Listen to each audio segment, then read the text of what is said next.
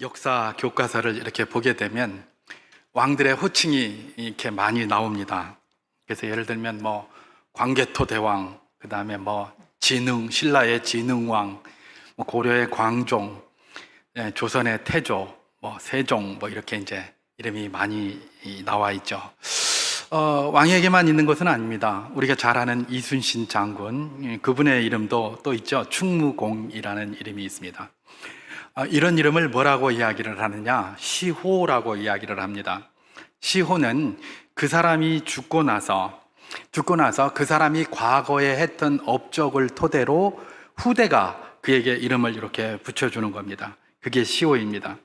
그래서 그 시호만 보면 그 사람이 했던 중요한 업적을 후대가 어떻게 평가했는지를 잘 볼 수 있는 힌트가 하나씩 나오는데, 예를 들면 광개토 대왕이다 그러면 넓을 광자, 열개자, 흑토자입니다. 광개토. 그러니까 땅덩어리를 굉장히 많이 넓힌 게 이제 광개토죠. 그러니까 땅을 많이 넓히다 보니까 후세가 이분은 땅을 정말 많이 넓혔다. 그래서 광개토라고 그렇게 이름을 시호를 붙여준 겁니다. 신라의 진흥왕은 어떻습니까? 진흥왕도 참 진짜 일흥자입니다. 그냥 이렇게 진실로 흥하게 만들었다는 그런 이름을 붙여준 것이죠. 과연 진흥왕은 신라를 굉장히 흥하게 만들었습니다. 그래서 진흥왕 순수비 이래가지고 곳곳에다가 그렇게 비석을 세워놓고 내 땅이 여기까지다 라는 것들을 큰 소리 치면서 세울 정도의 그런 부강한 나라로 그렇게 세웠던 것이죠. 여러분, 고려의 광종, 그 광종은 빛광자를 썼습니다. 빛광자는 고려가 어둠에 있었는데 이분 이후로 빛이 들어왔다라는 그런 의미에서 후대가 그에게 붙여준 것입니다. 왜 광종이라고 했는가? 광종이 한 업적이 있습니다.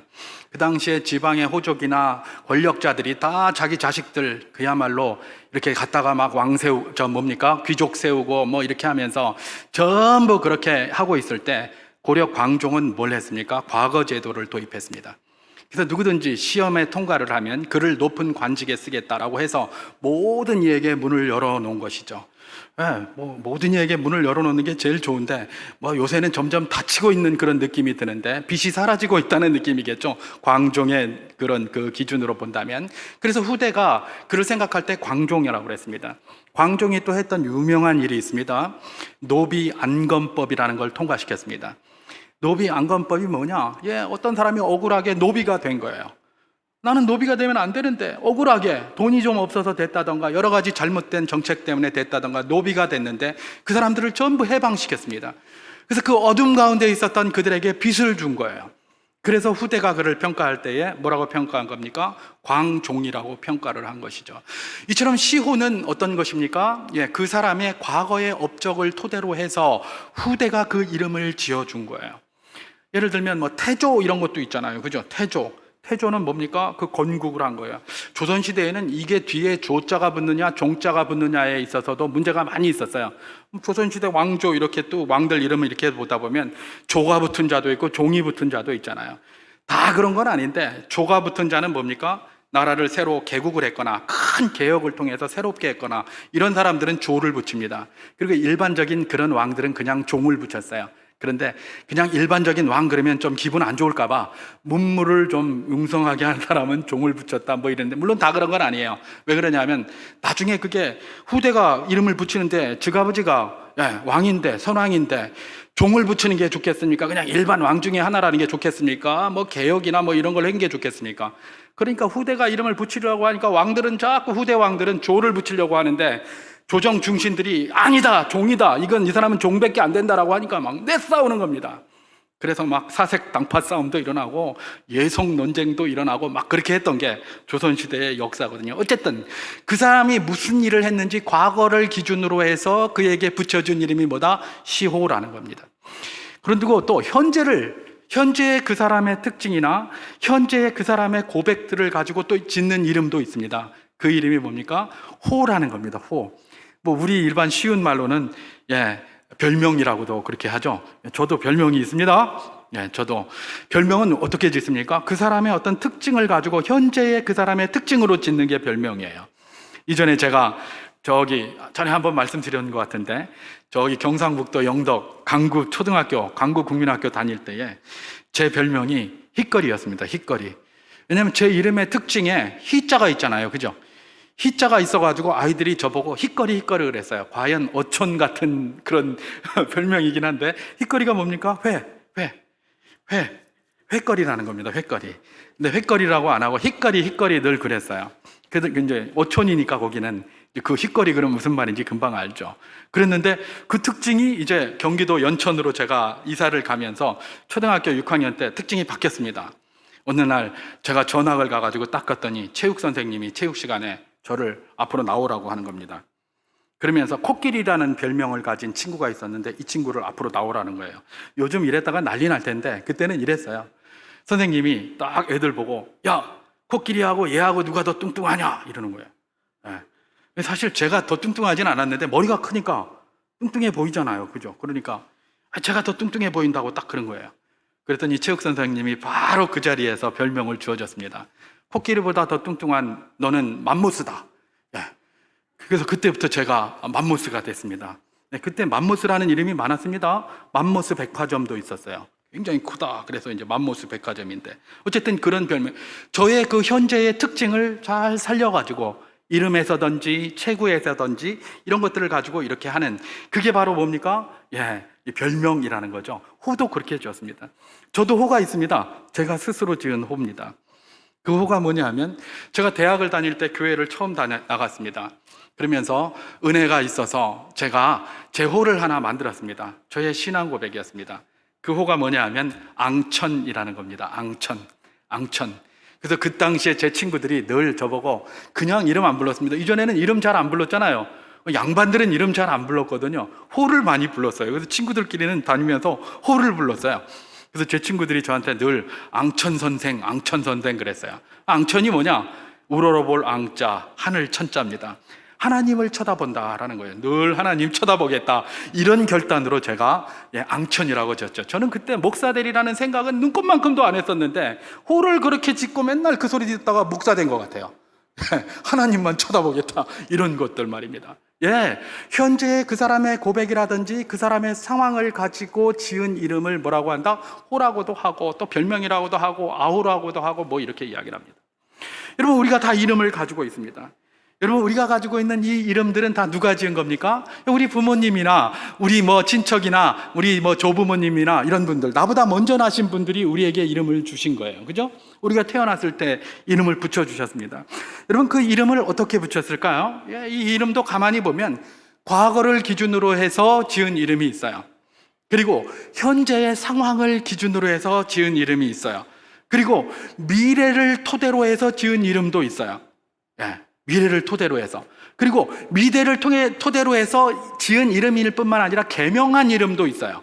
원래는 그런 이름이 아니었는데 그 사람의 미래를 쳐다보고 개명한 이름도 있죠. 그게 사람들이 짓는 이름이에요. 여러분, 과거를 통해서 짓는 이름이 뭐가 있을까요? 성경에 보면 그런 사람이 있어요.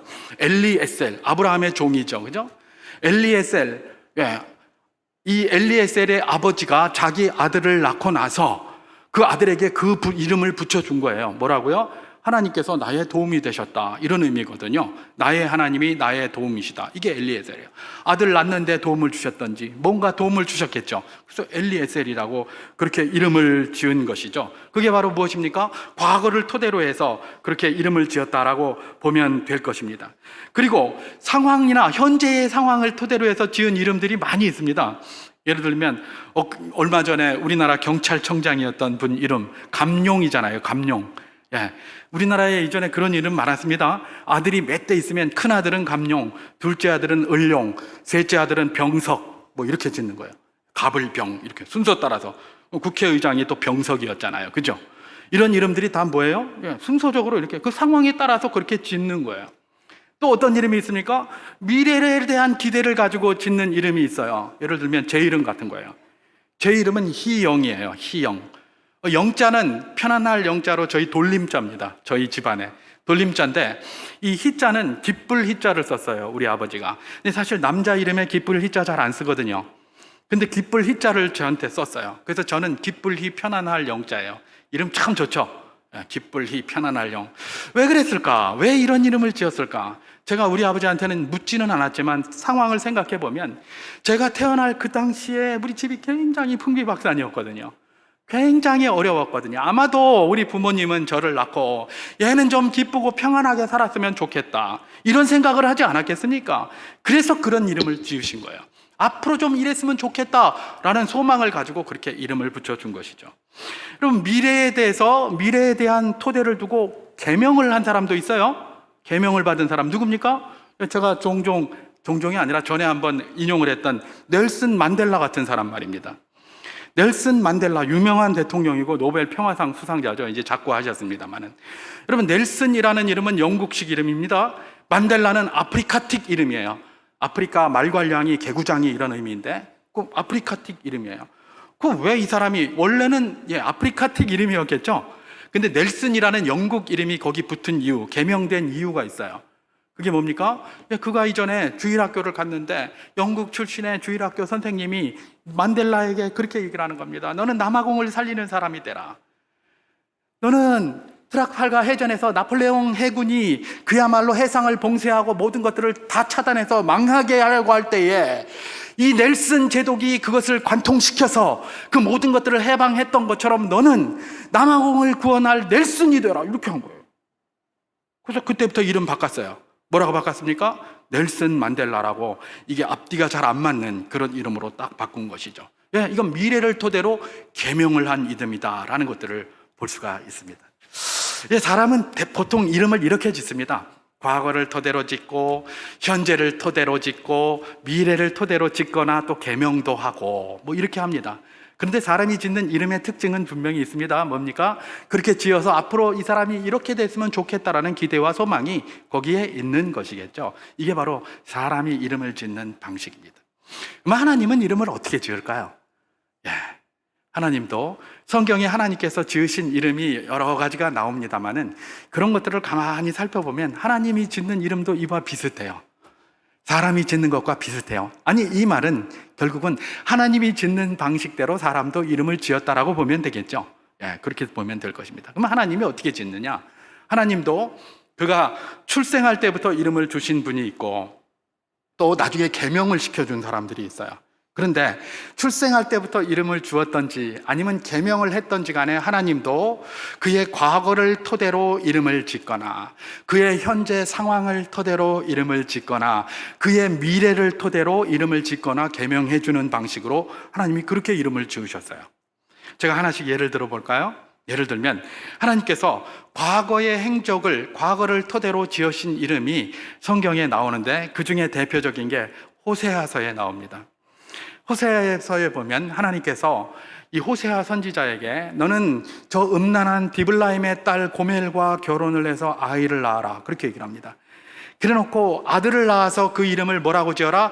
이스라엘이라 지어라, 이렇게 얘기합니다. 이스라엘하고 이스라엘은 다르죠. 이건 이스라엘을 비유한 건데 이스라엘은 하나님과 겨루어서 이긴 자가 이스라엘이에요.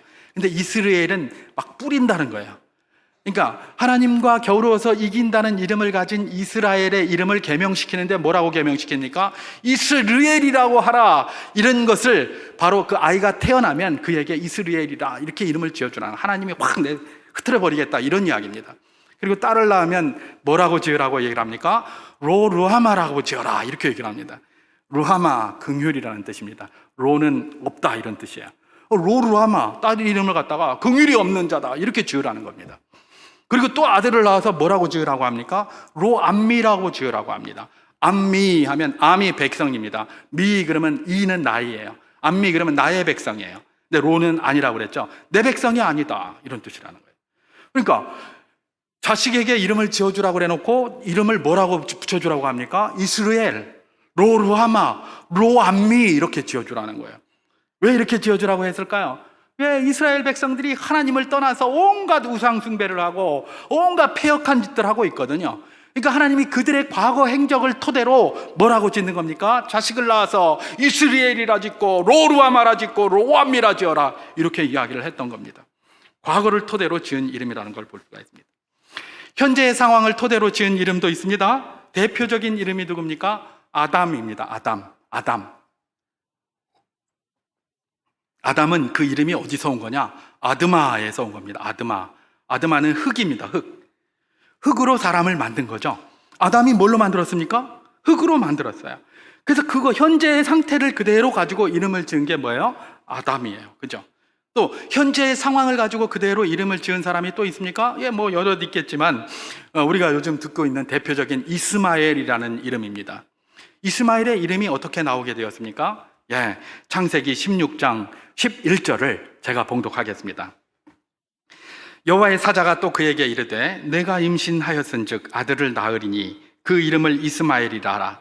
이는 여호와께서 내 고통을 들으셨음이니라. 이렇게 얘기를 합니다.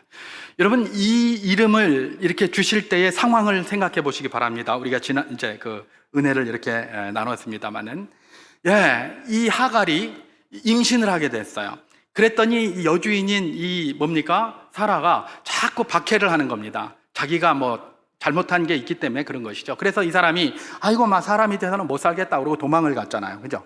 근데 자기 고향인 애굽으로 가는 술 광야 입구에서 그야말로 나무 밑에 가서 한탄을 하는 겁니다. 하나님, 이제 나는 어떻게 하겠냐고, 죽겠네요 그러면서 한탄하고 있을 때 하나님의 사자가 그에게 나타나서 뭐라고 얘기를 한 겁니까? 이 이야기를 하는 겁니다. 여호와의 사자가 뭐라고 이야기를 했다고요? 내가 임신하였는데 아들을 낳으리니 그 아들의 이름을 이스마엘이라 하라. 이스마엘이라는 뜻은 들었다라는 뜻입니다. 이 말은 뭐예요? 지금 하갈이 현재 고통 가운데 도움을 구할 그 소리를 누가 들었다는 거예요? 하나님이 들었다는 겁니다. 이게 현재의 상태예요. 그걸 가지고 이름을 지어준 사람이 누구다? 이스마엘이다 라는 것들을 볼 수가 있습니다. 또 하나님이 미래를 토대로 이름을 지은 것도 있어요. 대표적인 분이 누구죠? 예, 우리 주 예수 그리스도. 그죠? 마태복음 1장 21절에서는 이렇게 말씀하고 있습니다. 제가 봉독합니다. 아들을 낳으리니 이름을 예수라 하라. 이는 그가 자기 백성을 그들의 죄에서 구원할 자이심이라 하니라. 이렇게 얘기를 합니다. 예, 그 당시에 예수라는 이름은 흔한 이름이었습니다. 구원이라는 의미죠. 예수가 구원이라는 의미예요. 흔한 이름이었어요. 왜 그런 흔한 이름을 가졌을까요? 그게 다 소망이에요. 그 당시에 어쨌든 메시아가 이 땅에 오셔서 우리를 이 모든 압제로부터 구원해 주시고 회복시켜 주실, 그걸 소망하는 거예요. 그래서 그 당시에 예수라는 이름이 굉장히 많았습니다. 그런데 하나님께서는 당신의 성자 예수 그리스도를 보낼 것을 약속하시면서 그 이름을, 그 흔한, 누구라도 이해할 수 있는, 누구도 소망하고 있는 바로 그 구원이라는 이름에 예수라 지어라, 이렇게 얘기를 했던 겁니다. 그 하나님의 말씀대로 나중에 마리아와 요셉이 뭐라고 짓습니까? 아들을 낳고 이름을 예수라고 지은 거죠. 미래에 대한 소망, 앞으로 우리를 구원하실 분이다 라는 그런 소망을 가지고 그 이름을 지었습니다. 미래에 대한 소망을 가지고 또 지은 이름이 있습니다. 누굽니까? 솔로몬이라는 사람입니다. 솔로몬, 역대상 22장 9절을 제가 한번 봉독해 보겠습니다. 보라, 한 아들이 내게서 나리니 그는 온순한 사람이라. 내가 그로 주변 모든 대적에게서 평온을 얻게 하리라.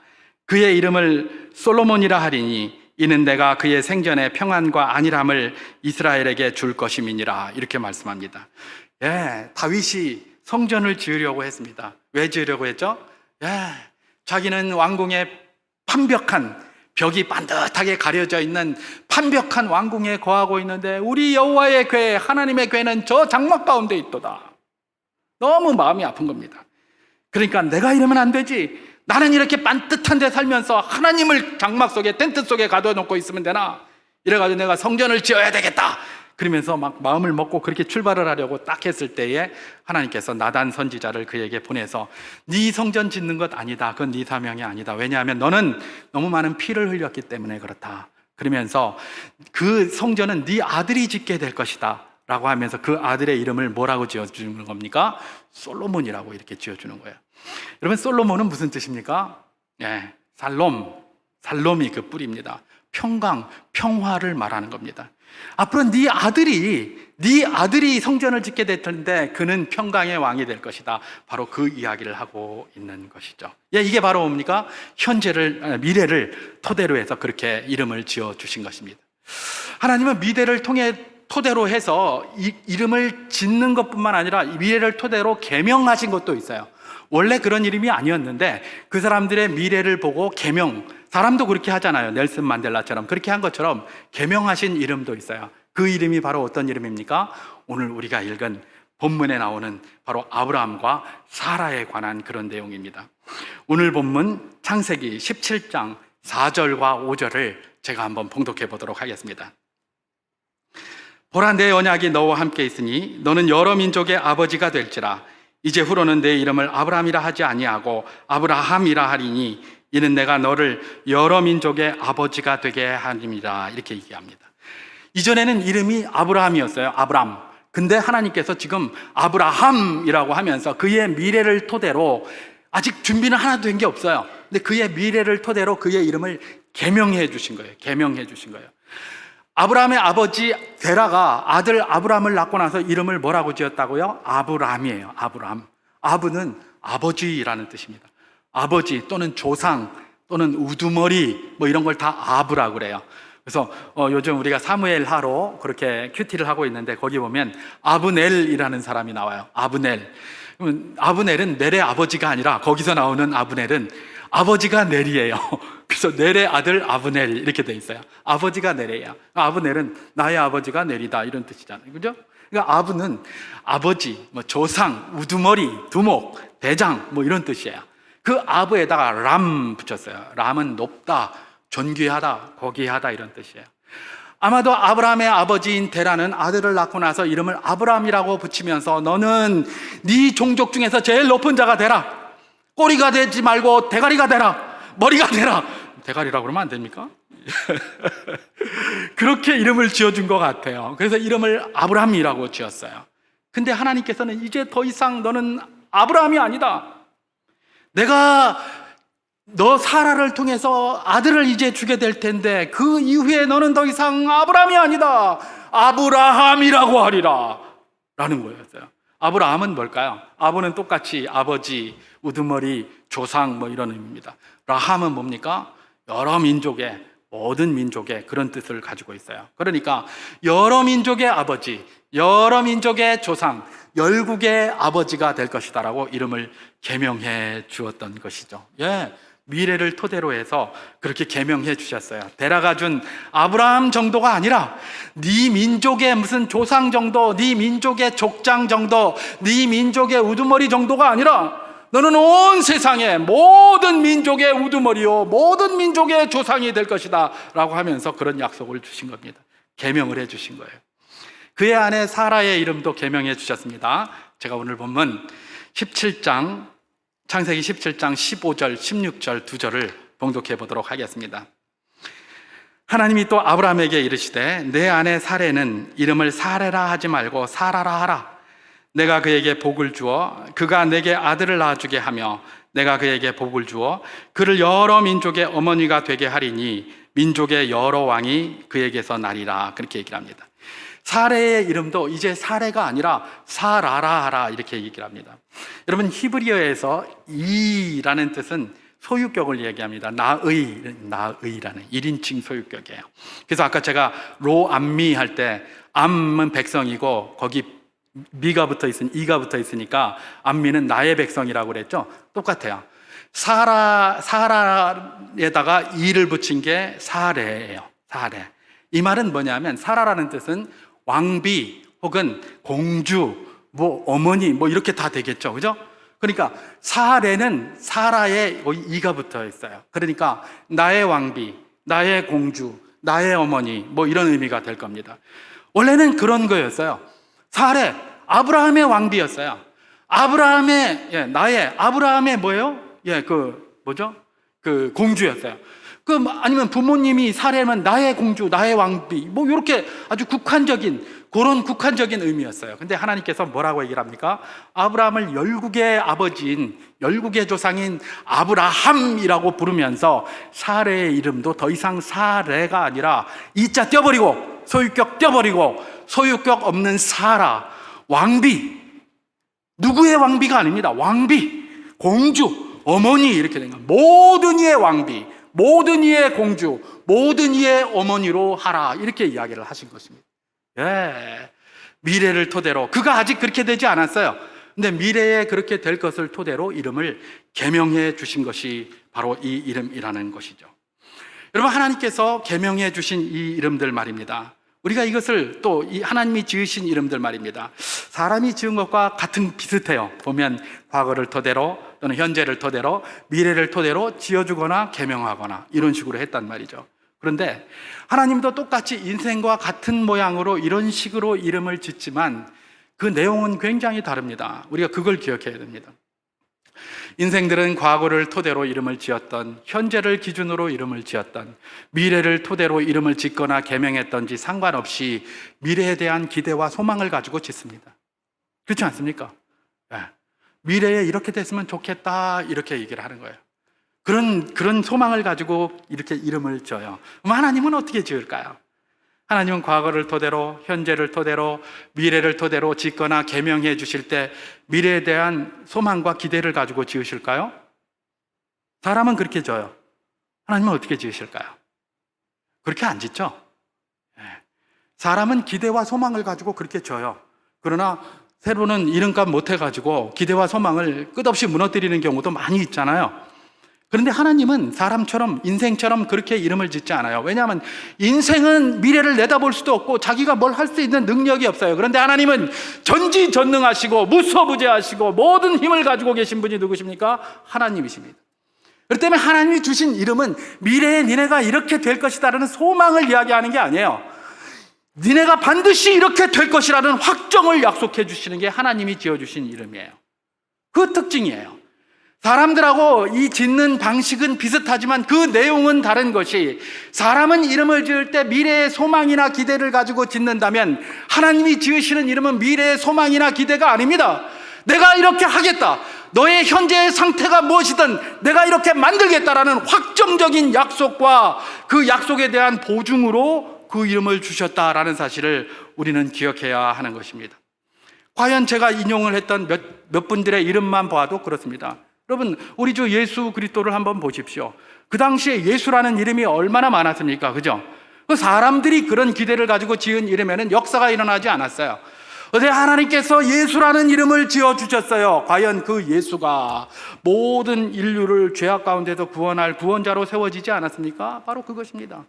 하나님은 이름을 주실 때 약속을 가지고 주시는 것이, 약속으로 확정적으로 주시는 것이 기대와 소망으로 주시는 게 아니라는 겁니다. 그게 인생과 다른 거예요. 여러분, 솔로몬은 어떻습니까? 솔로몬은 아까 제가 샬롬, 평화, 평강 뭐 이렇다고 이야기를 했습니다. 여러분, 하나님께서 솔로몬을 그런 왕으로 만드시겠다는 거예요. 평강으로, 니네 이스라엘을 평강으로 이끌 왕으로 만드시겠다는 거예요. 그리고 성전을 그들에게 짓게 하겠다고 하셔서 과연 그가 성전 지었고 말입니다. 그에게 뭘 주셨습니까? 세상 사람들에게 없는 특별한 지혜를 허락하여 주시고 부강한 나라로 이스라엘을 만들어 주셨어요. 그래서 솔로몬이 통치할 동안 감히 옆에 사람들이 침공해 올 수가 없었어요. 워낙 부강하니까. 그러니까 솔로몬의 처첩이 몇 명이었다고요? 1000명이었다고 하잖아요. 이건 뭐예요? 전부 정략 결혼으로 우리하고 화친하자 그러면서 솔로몬이 화친하자고 한 게 아니라 자기들이 화친하자고 와서 바친 거예요. 바친 처첩이 1000명이었어요. 그리고 우리가 잘 아는 것처럼 시바의 왕이 뭘 가지고 옵니까? 많은 보물과 은금을 가지고 와서 솔로몬의 지혜를 듣기 위해서 왔다고 했잖아요. 이게 뭐예요? 조공물을 가지고 온 거예요. 우리하고 잘 지내보자. 우리하고 잘 지내보자. 솔로몬이 통치하는 동안 이스라엘이 가장 부강했고 전쟁이 없었어요. 하나님께서 그를 솔로몬이라는 이름을 주신 것은 내가 그렇게 만들이라라는 확정 가운데 그에게 주신 것을 우리는 알게 되는 것입니다. 오늘 미래를 토대로 하나님께서 아브라함과 사라의 이름을 아브라함과 사라로 계명해 주셨습니다. 이것도 기대와 소망으로 하신 게 아닙니다. 이렇게 하시겠다는 겁니다. 아니, 그 당시에 그 사람들 상황이 뭐 미래에 자기 집안에 하나 아들이 생길까 말까 지금 알지도 못하는 그런 상황에서 어떻게 이걸 이야기를 하겠습니까? 그런데 여러분, 아브라함과 사라가 열국의 아버지 어머니 맞습니까? 맞습니다. 여러분, 우리가 아브라함을 뭐라고 얘기를 합니까? 믿음의 조상이라고 하잖아요. 우리 조상이라고 이야기를 해요. 우리 영적인 조상 아브라함이라고 이야기를 한단 말이에요. 열국의 아버지가 된 거예요. 하나님이 하시겠다고 하신 것은 그냥 내가 기대와 소망으로 얘기한 게 아니라 이렇게 꼭 하겠다라고 이름을 지어 주셨다는 것, 우리가 이 사실을 기억해야 한다는 것입니다. 바로 이 하나님이 오늘 우리에게도 이름을 지어 주셨습니다. 우리에게 뭐라고 이름을 지어 주셨습니까? 교회라고 붙여 주셨어요. 교회. 믿습니까?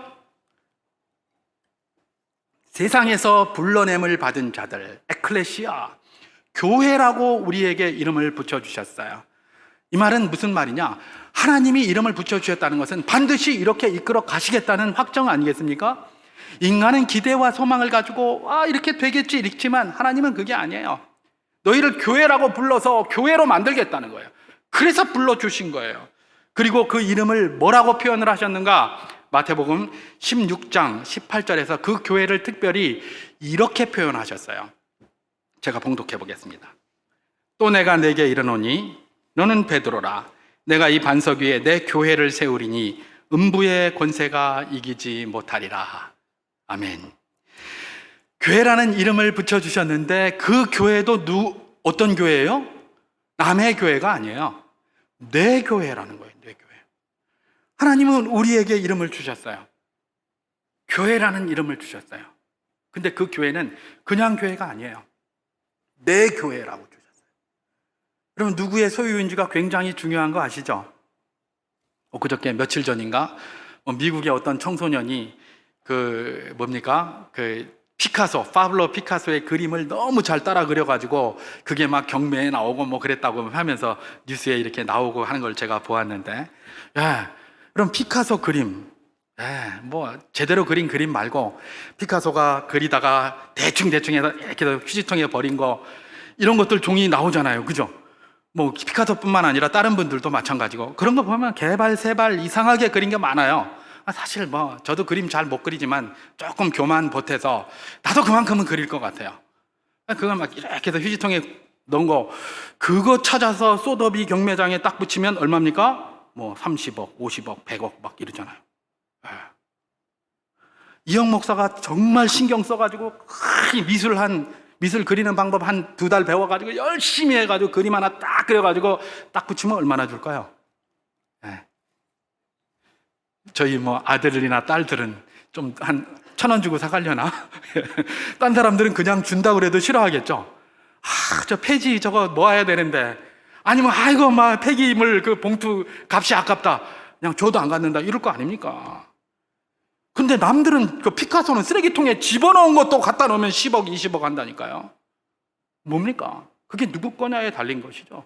누구 거냐. 소유가 누구냐가 굉장히 중요합니다. 여러분, 생명 존중합니다. 요즘 생명 존중 사상 굉장히 많잖아요. 여러분, 생명이 왜 귀하고 왜 존중받고 있습니까? 주인이 하나님이시기 때문에 그래요. 하나님이시기 때문에. 하나님이 만들었잖아요. 그래서 귀한 거예요. 그 주인이 누구냐가 귀한 거예요. 인간은 뭐라고 합니까? 인간은 존엄하다고 그래요. 그 모든 생명보다 인간이 더 존엄해요. 아니, 생명 귀한 건데 인간은 지들끼리만 존엄하다고 하고 맨날 통닭 먹고 삼겹살 구워 먹고 물고기 잡아서 회 먹고 횟거리 가지고 회 먹고 이런단 말이에요. 아니, 생명 존중한 건데 왜 인간은 지들 멋대로 왜 회 먹고 왜 통닭 먹고 왜 불고기 먹고 삼겹살 구워 먹고 이럽니까? 누가 그런 권한을 지에게 줬습니까? 다 생명 귀중한 거잖아요. 그건 생명이 아니라 무슨 무생물입니까? 아니잖아요. 누가 그걸 줬습니까? 아무도 안 줬어요. 누가 그걸 줬어요? 인간 생명만 중요합니까? 돼지 생명은 안 중요해요? 닭 생명은 안 중요해요? 다 중요해요. 여러분, 닭 생명이 왜 중요합니까? 하나님이 만드시고 하나님이 주인이기 때문에 중요한 거예요. 인간은 왜 존엄합니까? 하나님의 형상을 따라서 만든 거예요. 그래서 하나님이 이 땅의 모든 것들을 너희가 식물로 삼을 수 있다고 이야기해 주셨기 때문에, 그래서 우리가 닭을 먹을 수 있고 물고기를 먹을 수 있고 채소도 먹을 수 있고 말입니다. 과일도 먹을 수 있고 회거리도 먹을 수 있고 삼겹살도 먹을 수 있는 거예요. 주인이 그렇게 이야기를 했기 때문에. 다른 거 가지고 누가 그걸 마음대로 그렇게 할 수 있다고, 누가 그런 권한을 인간들에게만 줬습니까? 아무도 안 줬어요. 주인이 그렇게 말했어요. 그렇게 해도 된다고. 그래서 우리가 그걸 하는 겁니다. 뭘 좀 알고 해야 되는데 모르고 맨날 생명 어쩌고 저쩌고 이래가면서 그딴 소리만 하고 앉았다는 것이죠. 근본을 모르고 자꾸 밑에서 파 올리려고 하니까 그러는 거예요.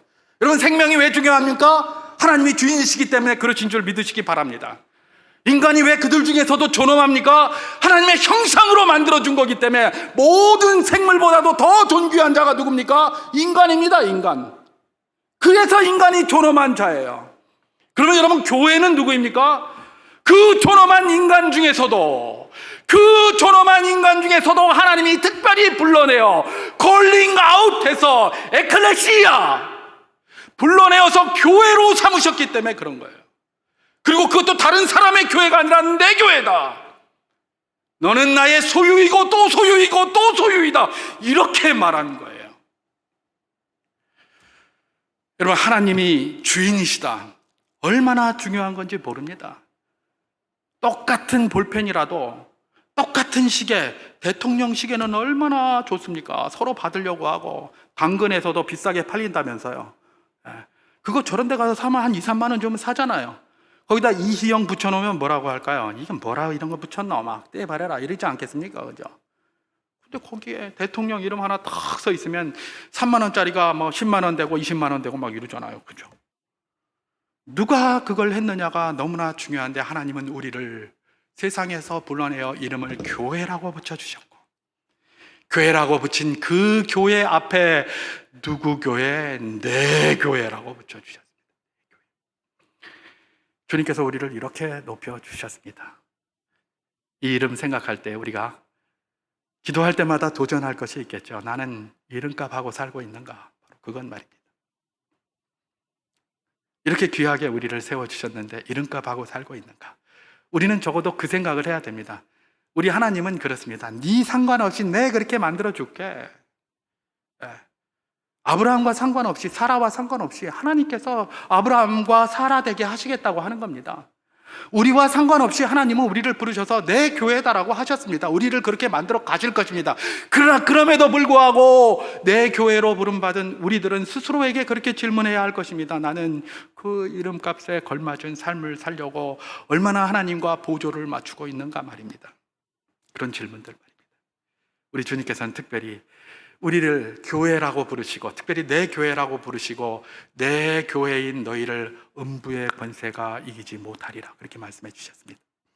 세상은 음부의 권세가 장악하고 있습니다. 우리도 죄된 본성 가운데 살아가고 있기 때문에 늘 음부의 권세 속에서 이리 후달리고 저리 후달리고 합니다. 그래서 주님 말씀대로 하려고 하면 이 말씀대로 해서 되겠나, 이런 생각들이 늘 있습니다. 저는 목사라도 그런 생각이 늘 있는데요, 우리에게 그게 늘 있는 거예요. 그러나 주님께서 그런 생각이 날 때마다 우리에게 뭘 기억하라고 하십니까? 음부의 권세가 이기지 못하리라. 음부의 권세가 이기지 못하리라. 이 말은 뭐예요? 주의 말씀대로 살아라는 겁니다. 그럴 때에 음부의 권세를 이기고 능력을 보는 역사의 삶을 살게 될 것이다, 그렇게 이야기를 하신 겁니다. 이스라엘 백성들이 홍해 앞에 섰을 때, 요단강 앞에 섰을 때 두렵고 떨렸습니다. 하나님이 그걸 지나가라고 하셨어요. 안 지나갔으면 어떻게 됐을까요? 그냥 믹돌과 비하이로 사이에서 애국 군대에서 죽었거나, 그죠? 아니면 안 들어갔으면 그냥 광야에서 그냥 더 살았거나, 둘 중에 하나였을 거예요. 근데 해치고 들어갔더니 홍해가 갈라지는 역사를 보았고, 해치고 들어갔더니 요단강이 갈라지는 역사를 보게 된 겁니다. 음부의 권세는 우리에게 의심을 줍니다. 날마다 우리를 헷갈리게 합니다. 그러나 주님께서 말씀하십니다. 음부의 권세가 이기지 못하리라. 이기지 못하게 될 것이다가 아닙니다. 이기지 못하리라는 확정입니다. 그렇게 해 주셨다는 겁니다, 이미. 그러니 믿음으로 어떻게 하라는 겁니까? 살아라는 겁니다. 우리 주님께서는 우리에게 이름을 주셨습니다. 어떤 이름입니까? 내 교회. 그리고 그 교회는 어떤 곳이라고요? 음부의 권세가 이기지 못한다고 하셨습니다. 저와 여러분이 내 교회에 있고 음부의 권세가 이기지 못하는 하나님의 섭리 가운데 있다는 것을 믿으시기 바랍니다. 특별히 내일이 개천절입니다. 개천절. 개천절, 우리나라가 출발한 그것을 기념하는 그런 날인데요, 국경일이기도 하고, 우리나라의 이름이 뭡니까? 대한민국입니다. 대한민국. 대한이라는 건 큰 나라라는 뜻이고, 민국이라는 건 백성의 나라죠. 백성들의 큰 나라, 또는 백성들의 위대한 나라, 이게 뭡니까? 대한민국이라는 이름이에요. 여러분, 하나님께서 왜 하고 많은 나라 중에서 우리를 대한민국에 태어나게 하셨고, 왜 대한민국에서 하나님의 뜻을 이루는 삶을 살게 하셨습니까? 왜? 그 이름처럼 대한민국이 되는 데에 너희가 힘쓰라는 겁니다. 개천절을 맞아서 하나님께서 이 나라를 개창하시고 이 나라의 이름을 대한민국이라고 주시고 우리를 그 땅에 살게 하신 것은 우리로 대한민국이라는 이름에 걸맞는 나라로 세워가는데 쓰임받는 자로 서라고 이 자리에 주셨다는 것을 믿으시기 바랍니다. 정말 백성들의 위대한 나라, 하나님의 영광이 되고 기쁨이 되는 그런 나라가 우리 대한민국이 될 수 있도록 늘 기도하시고, 그런 일들을 위하여 또 이렇게 고민날 때마다 또 기도하시고 하나님의 능력을 구하면서 그렇게 이름값을 위하여 몸부림치며 달려가려고 힘쓰는 복된 분들 다 될 수 있기를 주님의 이름으로 축원합니다.